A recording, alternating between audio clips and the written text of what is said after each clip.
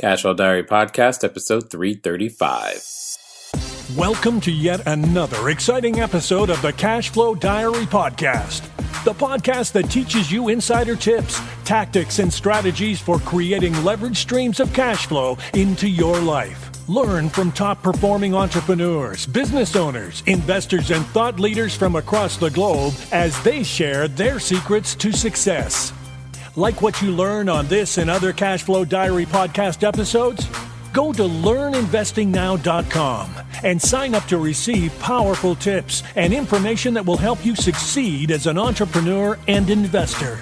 Now, here's your host, investor, entrepreneur, business owner, educator, speaker, author, and master facilitator of Robert Kiyosaki's cash flow game, Jay All right, ladies Massey. and gentlemen, welcome to another episode of the Cashflow Diary Podcast. I'm your host, Jay Massey, and I'm glad that you're here today because, you know, in light of a lot of the recent events that have happened, some of you may have been considering something. Some of you've been building your business, you've been building your assets, you've got them tied possibly to one country's economy, and because of recent events, maybe you've considered, I wonder what it would be like if I had assets in another country. I wonder what it would be like if I could possibly maybe, you know, have my company be in one country, I live in a different one, and how would that even work anyway? I mean, you may not know this, but individuals like, well, Benjamin Franklin had multiple bank accounts in multiple countries, and it was actually kind of a common practice simply because you never knew which government was going to be there tomorrow. So what does that mean for today's entrepreneur if you're out there trying to build your bigger, better, badder business? Well, I got a guy with me today who's here to help you figure that out. I have with me none other than Bobby Casey. He is the managing partner of Global Wealth Protection. And what's really interesting is that their entire focus is to help you and I internationalize our business, our wealth, and our life. What does that mean?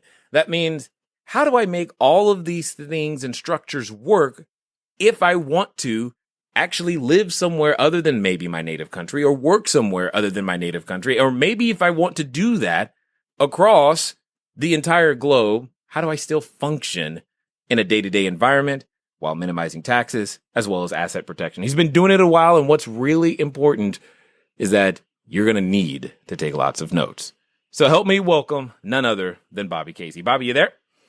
I'm here, Jay. Thanks for having me today. I appreciate the opportunity. You are quite welcome, sir. And what you are doing, I'm only going to guess that you experience an uptick anytime chaos is in the marketplace. Yes? Yeah, you'd be surprised, really. It's different types of chaotic events that happen in the marketplace, although it's kind of a masochistic thought. I look at it in the news and I think, oh, cool. Looks like I'm going to have a bunch of new leads in my inbox tomorrow morning.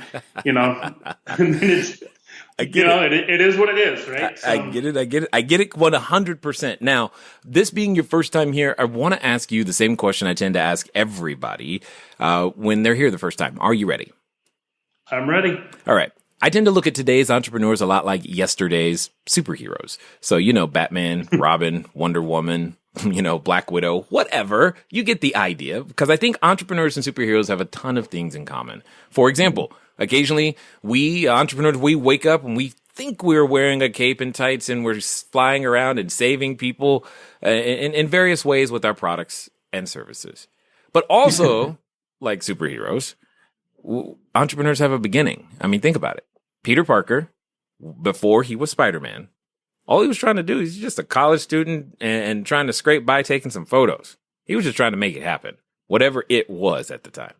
So what we want to know is, before you and your multiple undergraduate degrees, before, I mean, a minor in Russian, I think that's intriguing in and of itself. Before doing business internationally yourself and helping others do the same, what we want to know is, who is Bobby Casey? Okay. Yeah, that's. I'm glad you brought up the superhero reference. Me and my 9-year-old son last night were watching Green Arrow. So yes, good timing. Unfortunately, I did not come from Green Arrow's billionaire background. No Queen consolidated in your past. I got it. Yeah, there's no Queen consolidated in my past, and There's also no Batman backstory there, no billionaire parents who owned Gotham City either. So I did come from an entrepreneurial family, though. My grandpa owned a chain of barbecue restaurants. My dad owned a construction company and real estate development. So they did okay. But I've always been an entrepreneur. I was never in that track of, get good grades and go to college and get even better grades so you can get that corporate job. That was never, I mean, I'm sure my parents would have been fine if that's the path I took, but it was never pushed in that direction. So, I mean, I've been an entrepreneur pretty much my whole life. I mean, I'm 42. I haven't had a job since I was 19. And I can't really remember that long ago that well, but I'm pretty sure I was fired from the job when I was 19. So I like that one. Yes. I mean, like a lot of entrepreneurs, you're probably the same, Jay. We're pretty much unemployable, right? We would make really horrible employees because, we don't want to comply. We don't want to fit in a mold. We don't want to fit in a box, right? So we're too independently thinking in most cases to make good employees. I'm 100% sure right now, if I weren't an entrepreneur, I'd be homeless because nobody would hire me or they would fire me quickly.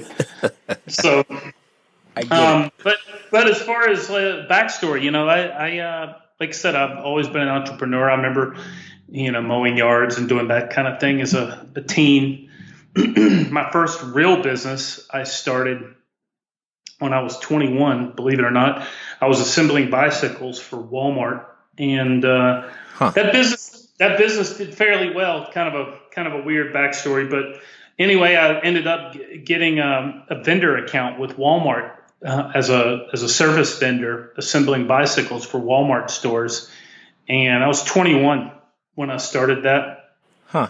And we did a bit over $1 million in revenue in the third year. In our third year. So not a big business, but when you're 24 doing $1 million in revenue and you're not a computer programmer tech whiz that just invented, Facebook or something, then that's kind of a big deal. And it was anyway.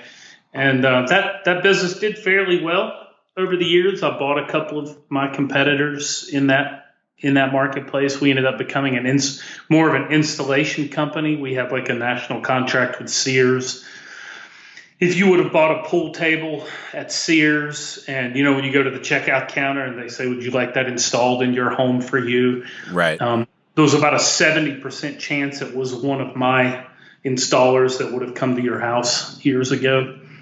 That was one of our accounts. We did business with Dick's Sporting Goods, Sports Authority, a few other chains doing all types of installations. But I did that for a while. I ended up selling that company. Before I even sold it, I hired a management team to run it because, quite frankly, I hated the business, hated my customers, and hated my employees. So I thought, I probably need to do something different. Yeah, so over the years, I built up, let's say, a fairly sizable amount of assets. I had owned a restaurant, I owned a bunch of commercial and also some residential property. And this was back in, I guess, early 2000s.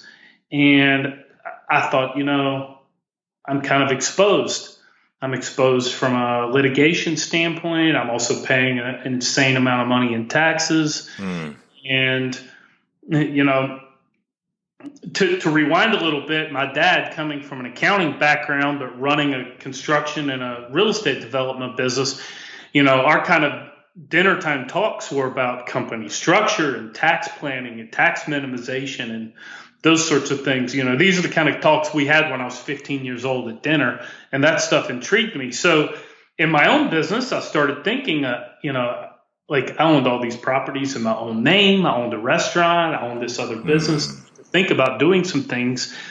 And I ended up meeting a guy, actually out in your neck of the woods, guy in California, who I hired him as a consultant to help me develop an asset protection structure for myself, domestic planning.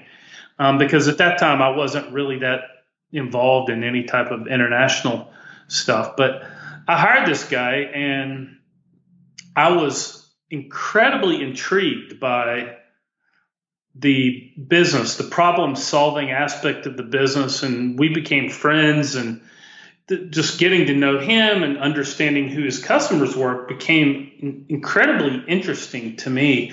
The whole aspect of working with entrepreneurs and investors and helping them solve problems, right? I'm very much a pro entrepreneur, pro investor mentality. And from an economic standpoint, I think investors and entrepreneurs are the ones that drive the global economy. So from my perspective, the more money that stays in the hands of the entrepreneurs and the investors, the better everybody does, right? So after getting to know this guy over time, he kind of became my mentor, and I started doing some sideline consulting on the topic, on this asset protection topic. And I had a lot of friends they're business owners and different types of fields. And so I had a lot of friends saying, "Hey, can you help me do what you did?"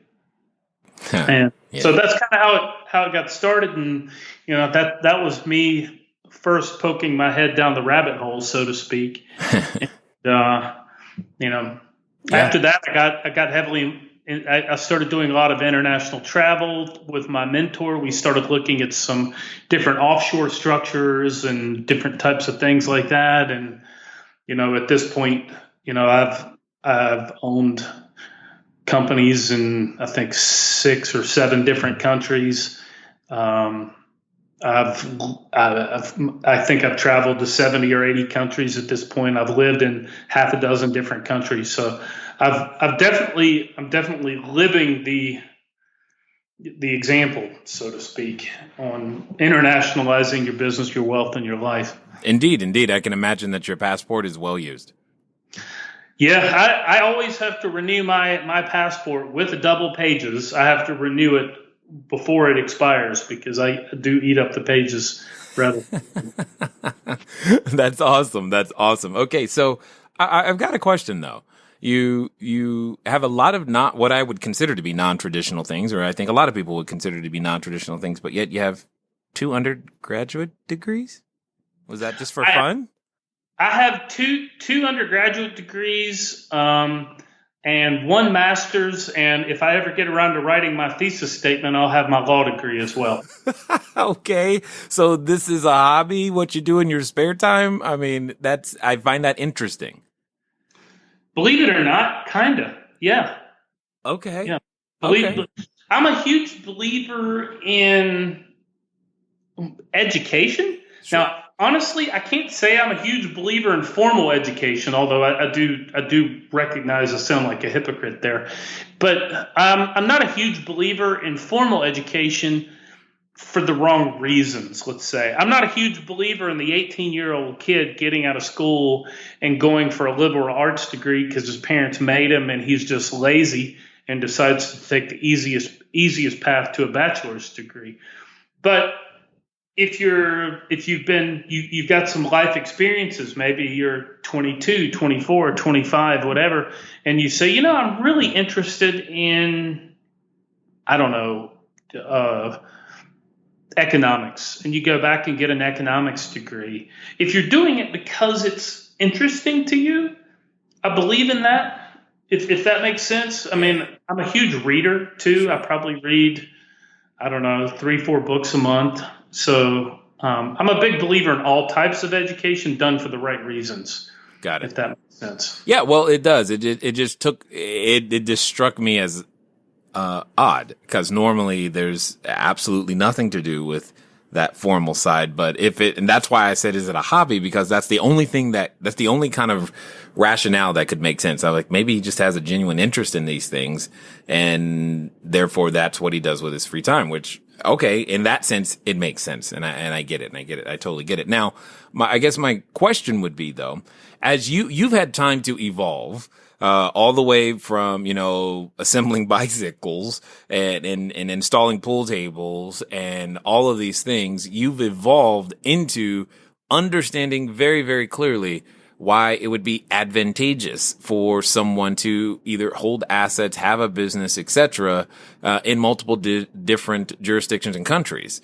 So for those of us who may not have had the time to evolve or just the understanding, what would you say is the basic reason internationalization makes sense? There's not a basic reason. I call it geo-arbitrage. Some people call it a multi-flag strategy. I can better explain some of this stuff with stories if you don't mind. Sounds great. So let's take the entrepreneur, for example, who lives in Kansas, owns a house in Kansas, his bank account's in Kansas.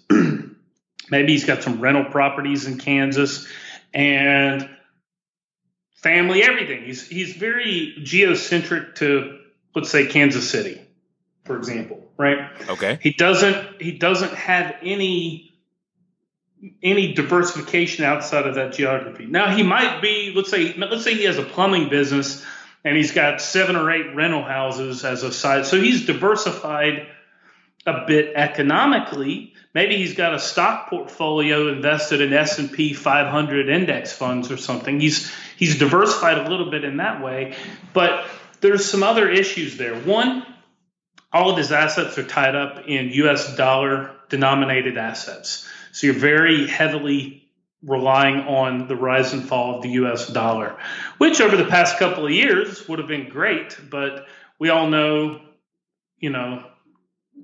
currencies tend to ebb and flow. And, right.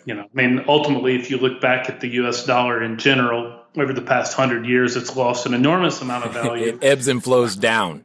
Yeah, it ebbs and flows down. But I guess what I mean in the past couple of years, it's gone up in value relative to, let's say, the euro or the pound or, the Swiss franc or something like that. So, from a currency standpoint, it's been a strong relative currency for the past, couple of years. But you're tied up in dollar-denominated assets.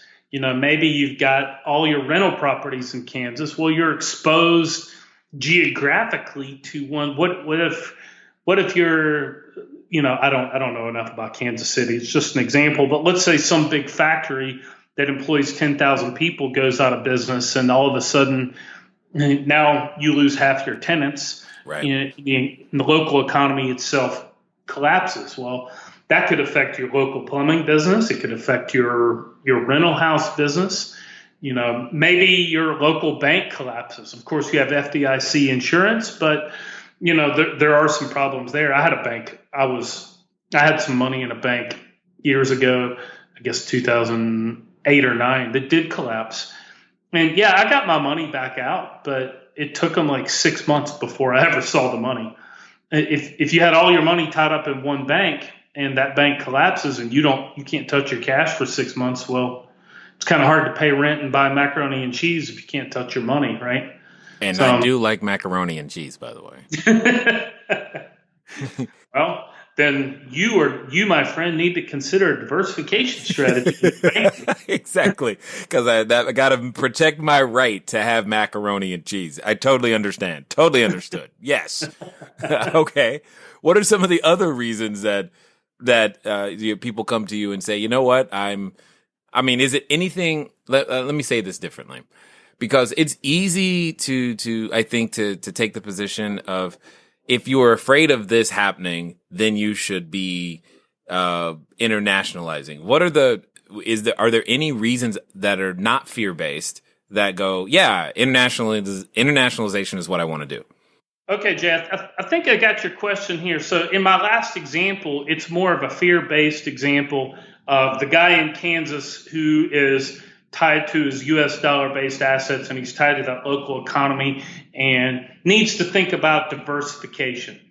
But before I go to answer your non-fear-based rationale, let me add on here just a little bit. This guy, and this kind of leads in, let's call it a lead in here to the next step. But this guy just taking some simple steps, for example, properly structuring his business, properly structuring his asset holdings, can minimize his litigation risk, first of all, because living in Kansas, owning assets in Kansas, business in Kansas, so on and so forth. He has this litigation risk, but taking some simple steps like properly structuring his business and his assets and that sort of thing, he can dramatically minimize that risk, which of course means then he's more in the driver's seat if he gets sued.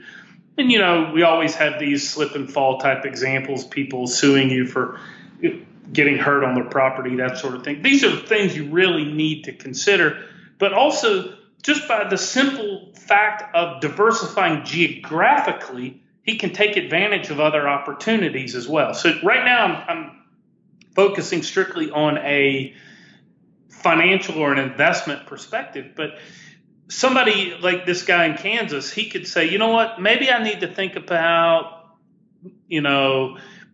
investing some of my assets in, I don't know, we'll just use it as an example, Costa Rican, coffee. Vacation. Okay. Coffee. All right, sure. Costa Rican coffee. That's a good example. So I could invest it in a Costa Rican coffee farm. By that simple action of investing in a Costa Rican coffee farm, he's now, well, actually, you're still U.S. dollar-based investments because Costa Rica is more or less on the U.S. dollar. But you pick the country. Maybe it's not a great example. Let's go Colombia. Colombia it is. And now we're really going coffee.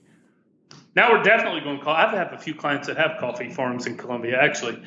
But so let's say you invest in a Colombian coffee farm, for example. So now you're in a different currency. You're in a Colombian peso. You diversified outside of your home base currency. You've diversified into another geography that's outside of your home U.S. court system. So back to the slip and fall incident. You get sued. Somebody gets hurt. They go to sue you. Well, if your assets are in Colombia, that's a significant roadblock for a local lawsuit, right? I see. Yeah. A Kansas court cannot attach an asset in Medellin, Colombia, Antioquia, Colombia. Right. And Antioquia. Gosh, I can't even pronounce it. Antioquia, Colombia. They can't attach assets in that state of Colombia. It's outside of their legal jurisdiction. So from a litigation standpoint, you're protecting a piece of your wealth by holding it in a different country outside of the country where you live. Because if you don't live in Colombia, it makes it extremely hard for you to get sued there because guess what? You're not there to actually have any negative action against you, right? Of course, there could be some activity that happens on your farm but that is what I call an internal risk or a localized risk related to the property itself. So anyway, that's a whole different topic. But from a more positive standpoint, by diversifying, you take advantage of other currencies. I am going to use Colombia as an example right now because actually from a currency diversification standpoint, the Colombian peso is a very good option. About a year and a half ago, the Colombian peso was about 1,800 pesos to the dollar. Today, it's about 3,000 pesos to the dollar. Now, the reason that is because Colombia is a very heavily based resource economy. If you track the Colombian peso, it almost mirror images the Canadian dollar. And we know Canadian dollar is a very resource-based economy with, oil and metals and minerals and that sort of thing.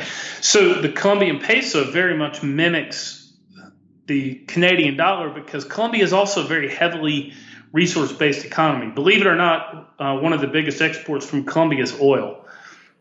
And so whenever oil prices are down, the Colombian peso goes down. Right now, oil's around $45 a barrel, something like that. Last I checked. Well, a year and a half ago, where was oil? It was around $80 a barrel? Well, 70 something? Every time I went to the pump, I felt it. But yes, it was more for sure. Well, if you look at some of the geopolitical and also the macroeconomic things related to oil prices, I can't imagine, short of a massive economic collapse, I can't imagine oil prices going to $20 a barrel. I mean, they might go to 35 or something like that, but that'd be crazy, really, to see oil prices go that low again. Not to say it can't happen, but the point is, right now in Colombia, with about a 3,000 to 1 peso to the dollar, really a 20% movement in the peso takes it back down to 2,400 pesos to the dollar. But that means your asset value grew by 20% just from a currency movement. Right. As measured in the U.S. dollar is what you're saying. As measured in U.S. dollars. Yeah, right. Totally understood. Okay, so there's an opportunity for economic gain as well, not just avoiding something negative. Okay, guys. One of the interesting things about investing in many different places is that there are many different reasons to do so. So as you can hear, there are reasons to avoid problems, and there are still opportunities abroad. What am I saying to you? I'm saying not every market operates efficiently yet. And because of that, sometimes all we need is access to that market in order to make an opportunity ours. And often that means looking outside your country. And there's nothing wrong with that. In fact, if you want other ideas about how to make more opportunity yours, feel free to go to cashflowdiary.com/free book. Again, that's cashflowdiary.com/free book. Pick up a copy of my book, Cashflow Diary, 10 Steps to Creating Wealth in Any Economy. Last time, go to cashflowdiary.com/free book. Let's get back to the rest of the story. There is a huge opportunity for economic gain. Also, another thing to mention is if you're tied up in U.S. dollars, I think, yeah, it's like I said, the past couple of years, it's been a good idea to be in U.S. dollars. I would hate to have been all in Colombian pesos 2 years ago and have to convert it all to U.S. dollars now. But going the opposite way now is a pretty good idea. You have to kind of keep an eye on the way these markets move. For example, what I was going to say is that because when I'm listening to you talk, there's so many. There's something to be said for the person who's lives in Kansas, works in Kansas, business in Kansas, investments are in Kansas. It's easier to maintain, manage, etc. But once you go, beyond. You're not in Kansas anymore. Once you go beyond that, it seems like there's so much more work involved. It is in just managing and maintaining and knowing when to move, when not to move, and what to do. How is one supposed to keep track of all of these things? Yeah, you'd be surprised. It's really not that difficult. And I kind of compare it to banking. 30 years ago, 20 years ago, you and I would have frequently gone to our local bank, right? Right. We make our deposits, we pull cash out, right. That sort of thing.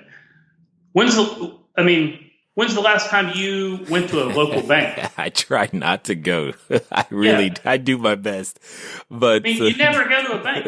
Most people don't go to a bank, right? They get on their phone, they send their payments through their app. Yep. They log into their online banking on the computer. Yep. And technology has really afforded us the ability to be able to do things that were, if not impossible 20 years ago, they were a heck of a lot harder 20 years ago. Right. And same thing, like let's say you own property in Colombia.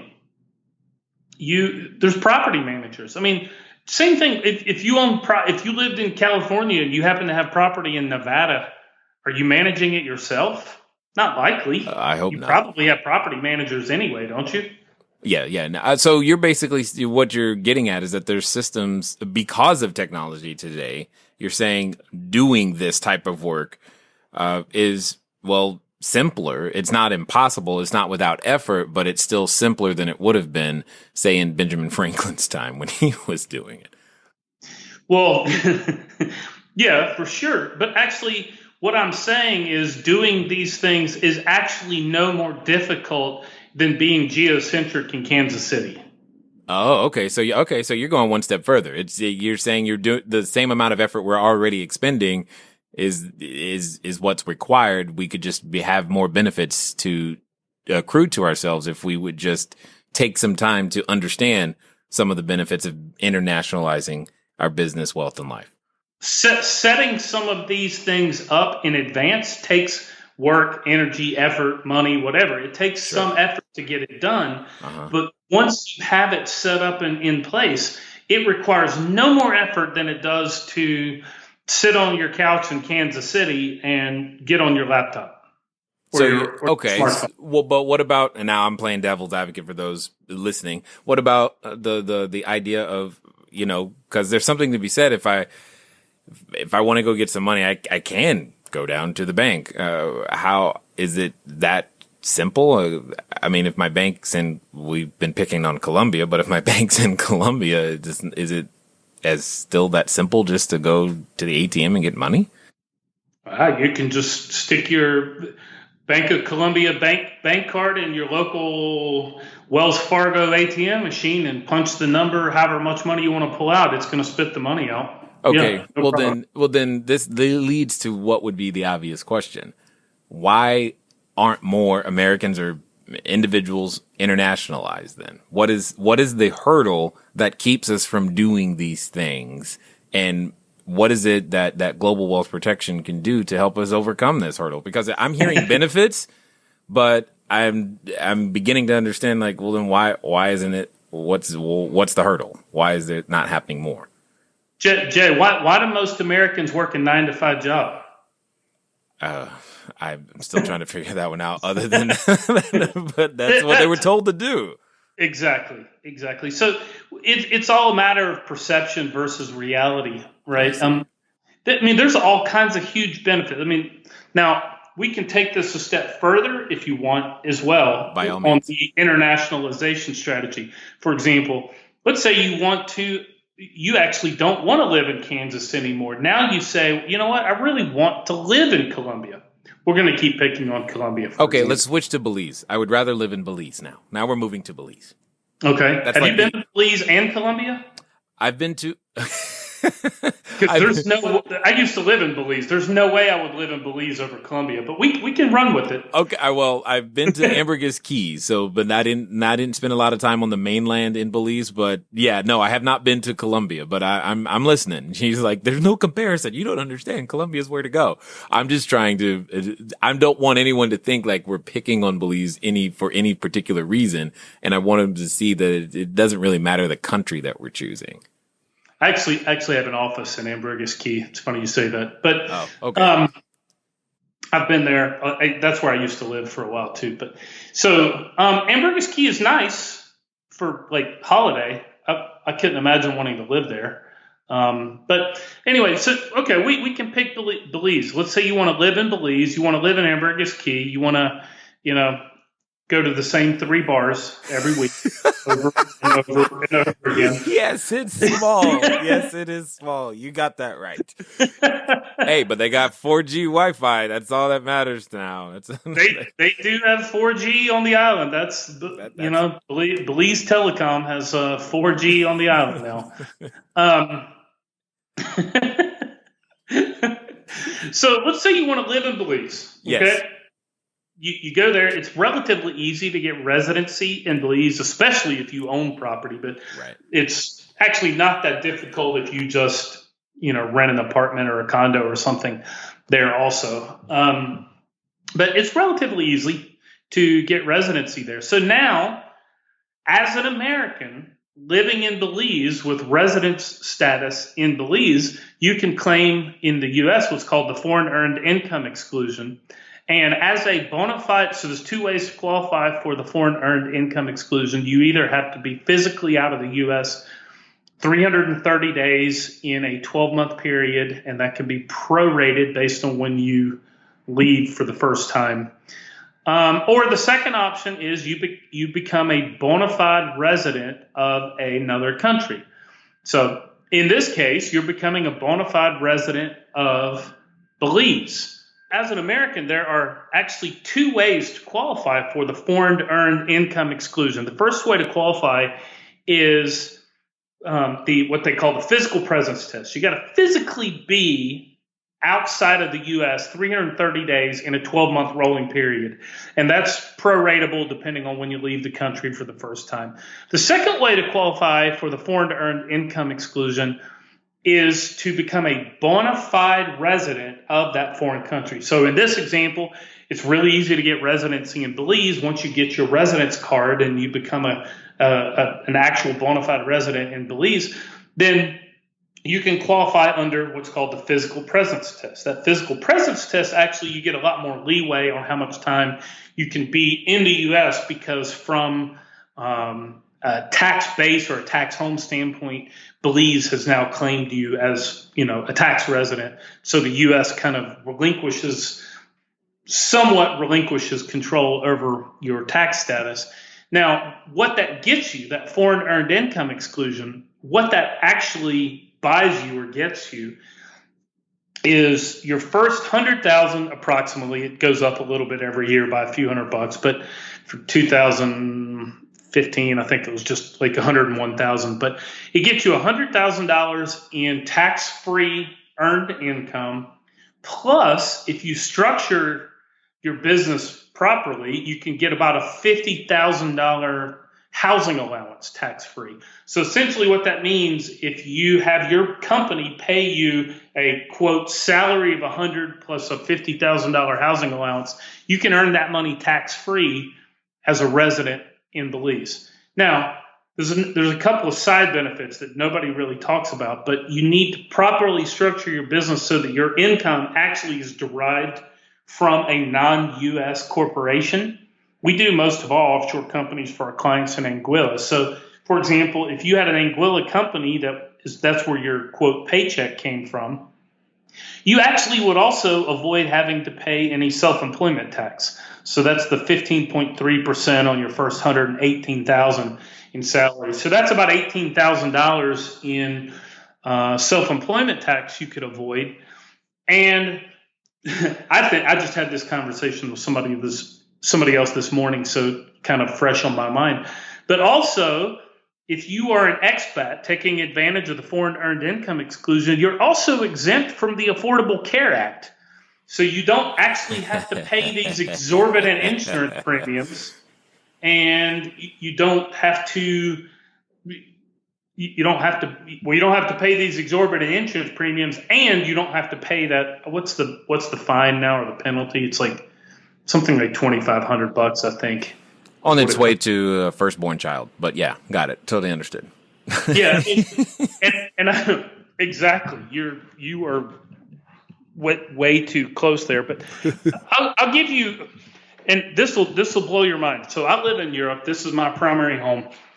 I just paid about a month ago, I had to pay my insurance premium for the year, because in order for me to qualify for my resident status in Europe, you have to have a health insurance policy so that you're not like on their their social program or whatever you want to call it. So as a foreigner, you have to have your own health insurance.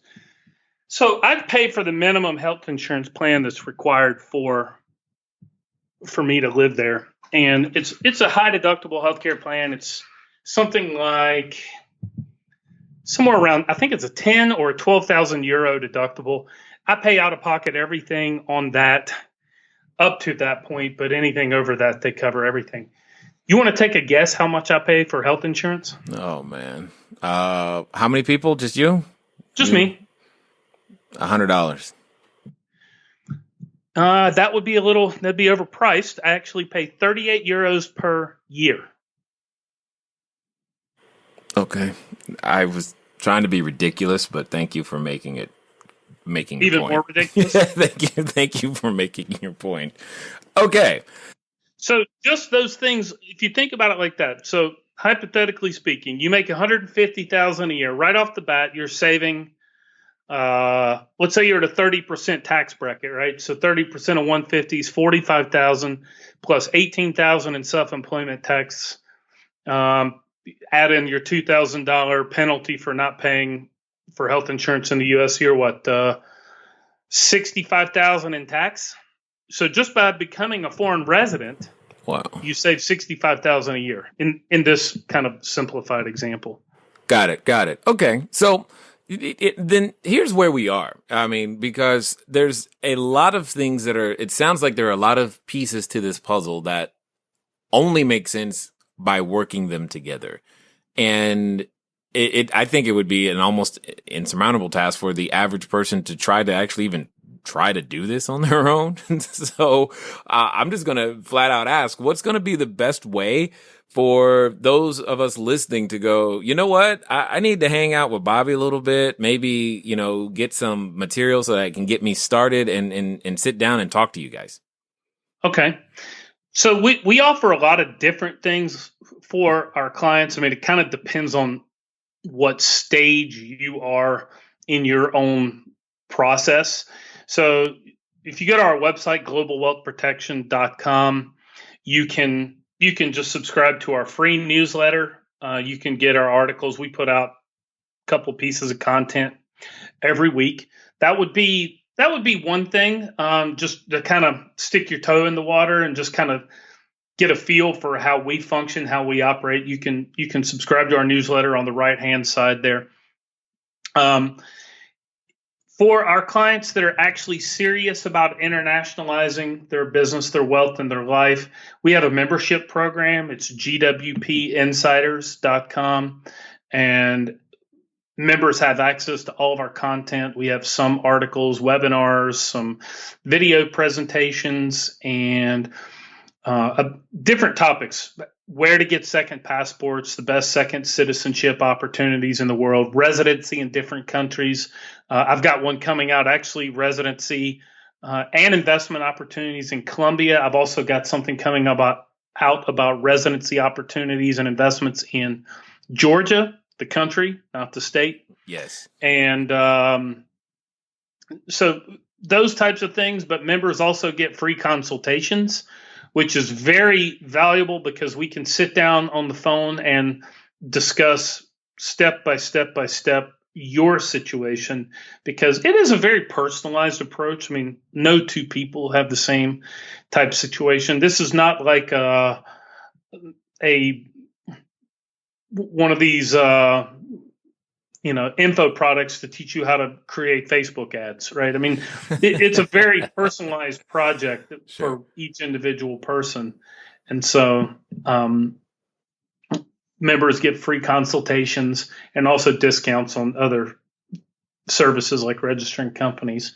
And then, as we discussed before, if you want me to mention it now, we did write an article that might be interesting for your listeners who some of this stuff appeals to them, but maybe they just really want to protect their privacy. They just want to kind of regain a bit of their anonymity in their daily life and their daily business dealings. I wrote an article called How to Go Off the Grid Without Leaving Your Couch. You can find that article at globalwealthprotection.com/cashflow diary. And that article, it took me many years to figure out the steps behind how that process works. But basically, the idea is public databases collect all of your information, and they collect it from a lot of different places. And what you provide as your public information is what ends up in those databases. And I wrote this piece basically as a step-by-step guide on how to properly provide those databases the information you want known, which essentially gives you the ability to go off the grid from a public record standpoint. And I think that's critically important in today's overly connected world. It helps you kind of at least regain some piece of your privacy. Yeah, totally understood. So as we wrap up here, I have a question for you, because I'm curious to think or to know what your answer is going to be. I mean, there's a number of, would-be entrepreneurs or people who are, either looking to leave their job or in various stages. Let's just say that there's someone standing in front of the superhero outfit store right now, and they think they want to, put on that cape, man. They think they want to do this thing, but, they're dealing with, that voice in the back of their head. And I know that voice. It's that voice that comes to us every time we try to do something great. Every time we think we want to be bigger, better, badder. It's that voice that comes up and And unfortunately for some people, they're actually related to that voice. So they have to deal with it. My question to you is, with all the wisdom, all the experience and things that you have done, let's pretend that you're talking to that person directly right now, and they've already made the commitment that they're actually going to follow through on what you were about to say, and they're going to do it within the next 24 to 48 hours. What would you tell them to do? Wow. To follow through in the next 24 to 48 hours. Correct.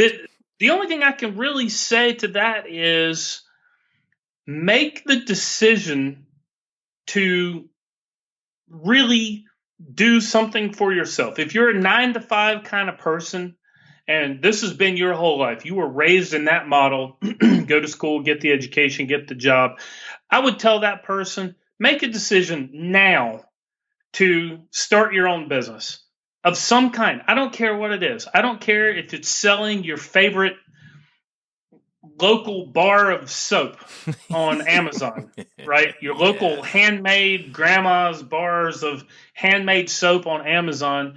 Stick your toe in the water, get your foot wet, and figure out how to be this autonomous, independent person where you're not relying on your boss or your company, or some politician to make decisions and impact your life in a positive way. Take control of it yourself.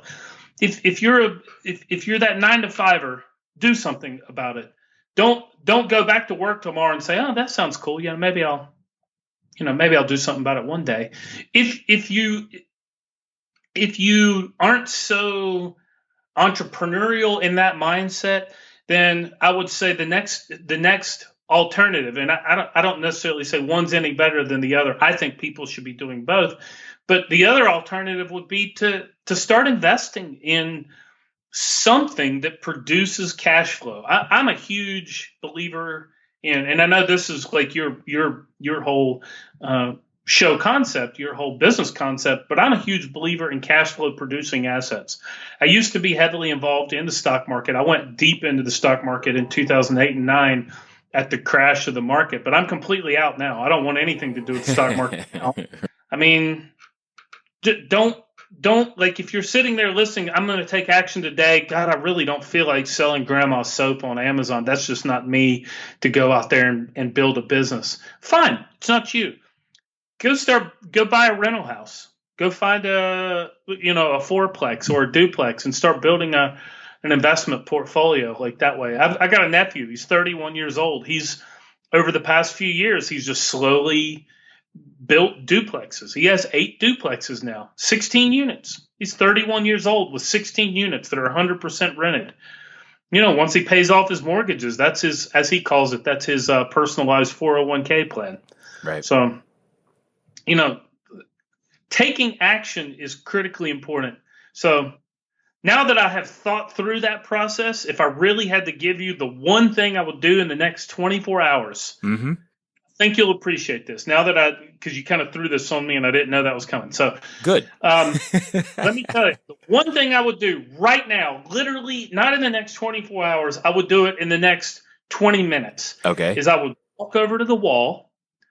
I would unplug my TV from the wall. I would unhook it off the wall, and I'd go throw it in the nearest dumpster. Wow. Love it.